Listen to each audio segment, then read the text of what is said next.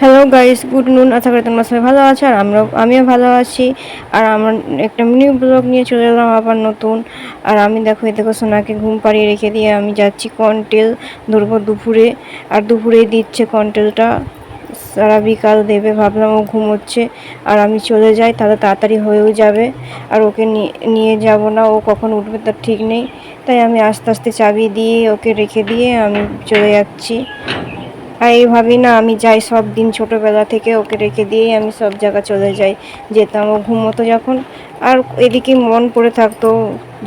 যতই চলে যায় কিন্তু এদিকেই আমার মন পড়ে থাকে। তাই জন্য তাড়াতাড়ি যত সম্ভব তাড়াতাড়ি কাজ সেরে বাড়ি ফিরে আসতে পারলে তবে ওকে দেখলে আমার শান্তি হয়। এই দেখো আমি চলে এসেছি রেশনে। আর এই দেখো খুব বেশি একটা ভিড় নেই, তবুও এখনও দাঁড়িয়ে থাকতে হবে আধ ঘন্টার মতন, তো 1 ঘন্টা দাঁড়িয়ে থাকতে হবে। আর এই দেখো আমার রেশন ধরা হয়ে গেছে, আধ ঘন্টা দাঁড়িয়েছিলাম আর চলে এলাম। এই দেখো গেট খুলছি আস্তে আস্তে।